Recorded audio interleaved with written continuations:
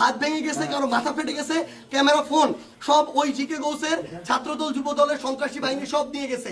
এবং আমাদের একজন ভাইয়ের চোখে রড দিয়ে যখন গুঁতা মারছে, তার চোখ বের হয়ে আসার মতো অবস্থা, আরেকজনের মুখে রড দিয়ে বাড়ি মারছে।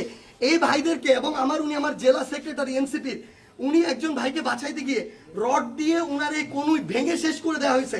আপনারা একটু কাছে নিয়ে আসেন, আপনারা যদি দেখেন যে এখানে উনার হাতটার কি অবস্থা হয়েছে, এই জায়গায় মানে এটা ধরার মতো কোনো অবস্থা নেই। এখানে মাথায় এই যে রড দিয়ে প্রত্যেকটা জায়গায় বাড়ি মারছে।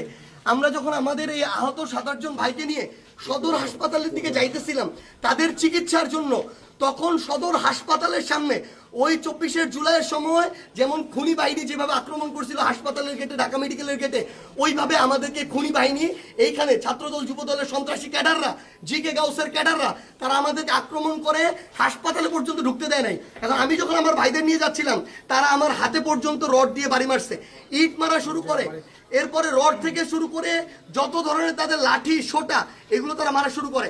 এবং ওইখানে আমাদের ছাত্র শক্তি, যুব শক্তির, এনসিপির অনেক ভাইকে তারা ওইখানে মানে ওই সবার সামনে ওখানে পিটায়।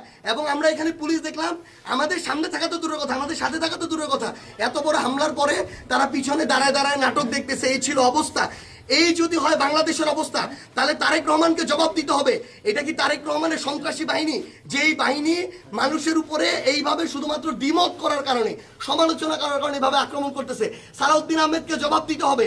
তারা কি এই জিকে গাউসদেরকে এই সন্ত্রাসী কার্যক্রমের ঠিকাদারি দিয়ে রাখছে কিনা, এর বিচার না হওয়া পর্যন্ত আমরা হবিগঞ্জে আছি। যদি পারে আমাদেরকে মেরে ফেলবে, এখান থেকে প্রয়োজনে আমাদের লাশ যাবে, কিন্তু এর বিচার, এর জবাব তারেক রহমানকে দিতে হবে।